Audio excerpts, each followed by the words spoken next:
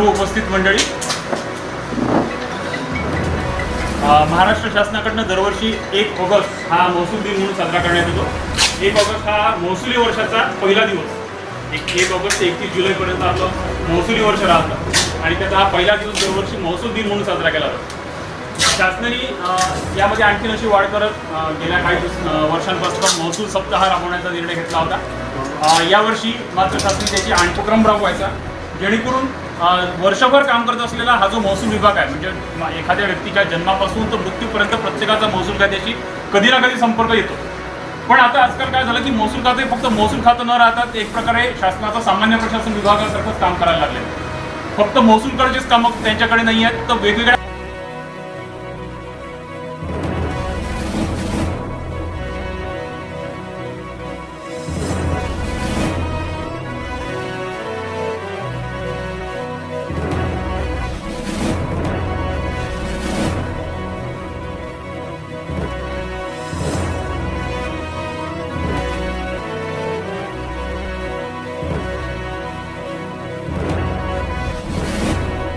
महसूल पंधरवाडा समारोपीय कार्यक्रमास उपस्थित असलेले आमचे प्रशासनातील सहकारी नायब तहसीलदार पाचपुळे साहेब, नागे साहेब, गुप्ता साहेब, दीपक भाऊ सदापुढे आणि इथे उपस्थित असलेले आपण सर्व पत्रकार बंधू आणि आमचे सर्व मंडळाधिकारी, तलाठी, कर्मचारी बंधू आणि भगिनी, तर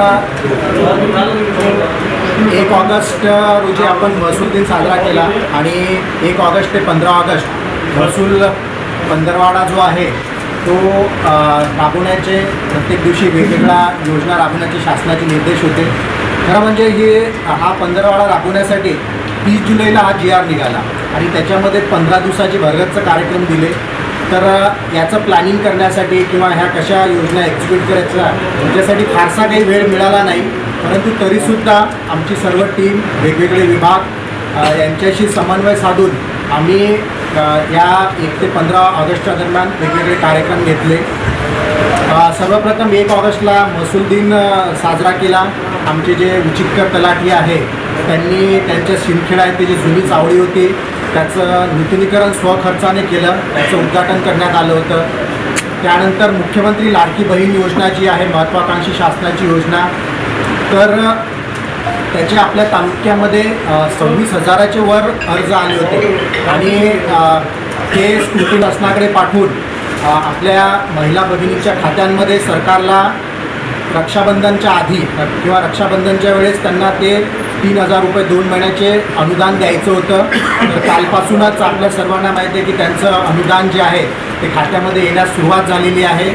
तर पंचायत समिती, नगरपंचायत, महिला व बालकल्याण या विभागांच्या समन्वयानं त्यांचे सगळे अधिकारी, कर्मचारी, ऑपरेटर यांच्याशी हाताशी धरून 3 दिवस आम्ही रात्रंदिवस 3 शिफ्टमध्ये काम करून हे जे काम आहे त्या अर्जांना मंजुरी देण्याचं काम पूर्ण केलं।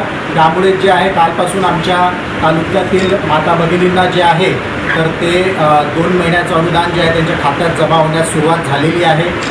त्याचप्रमाणे मुख्यमंत्री तीर्थदर्शन योजना, मुख्यमंत्री वयोश्री योजना, आमचे जे ज्येष्ठ नागरिक आहेत 65 वर्षावरील, तर त्यांनासुद्धा यामध्ये त्यांचे फॉर्म भरून घेऊन त्या योजनेचा लाभ देण्याचं मोठ्या प्रमाणात आम्ही काम हाती घेतलं। त्यामध्ये आमचा संजय गांधी निराधार विभाग जो आहे तर त्यांनीसुद्धा वेगवेगळ्या PSCच्या ठिकाणी सुट्टीच्या दिवशी जे आहेत तर ते काम घेऊन वयोश्री योजना राबवलेली आहे। त्यानंतर युवा कौशल्यामध्ये सुद्धा आम्ही आमच्या तहसील अंतर्गत जे 4 बेरोजगार युवक आहेत त्यांना नियुक्ती देऊन, त्याचप्रमाणे वेगवेगळ्या विभागांमध्ये, शाळांमध्ये तिथेसुद्धा प्रत्येक विभागामध्ये जे मंजूर पदं आहेत त्याच्या 5% जे आहेत ते पदांना आम्ही मान्यता देऊन 6 महिन्यासाठी ॲप्रेंटिसशिप स्वरूपात अशा विद्यार्थ्यांना स्टायपेंड देऊन आम्ही नियुक्त केलेलं आहे।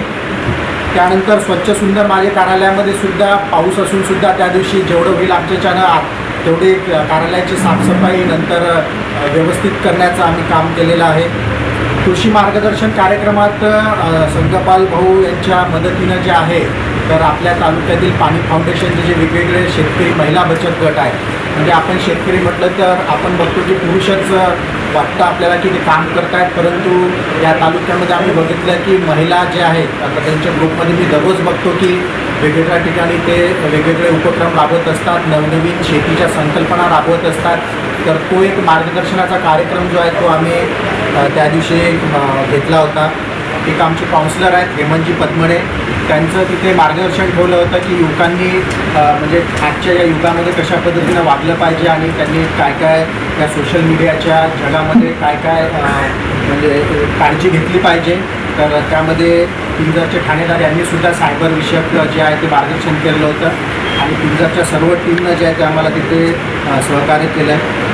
त्यानंतर सैनिक हो तुमच्यासाठी हा सुद्धा कार्यक्रम आम्ही 15 ऑगस्टला राबविला होता. त्यामध्ये जे माजी सैनिक आहेत तालुक्यातील त्या सगळ्यांना इथे बोलावून त्यांचा मान सन्मान करून त्यांच्या काय अडीअडचणी आहेत, त्यांचे काय प्रॉब्लेम्स आहेत प्रलंबित ते सुद्धा आम्ही ऐकून घेऊन त्याचा निपटारा करण्याचा प्रयत्न केलेला आहे.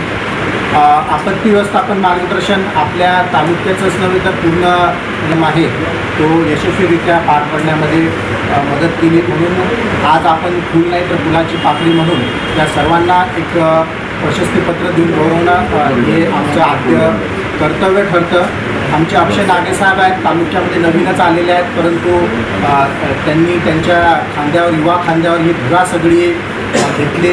त्यांनीच हे सगळे कार्यक्रम आयोजित केले, म्हणजे वावरवाड साहेबांचा असो, दीपक भाऊचा असो, हेमंत पद्मणे साहेबांचा असो, म्हणजे मला माहिती असायचं नाही ते संध्याकाळी याची साहेब आपल्याला असं नियोजन केलं, हे लोक बोलवले आहेत. तर त्यांनी सगळ्यांनी वेळेत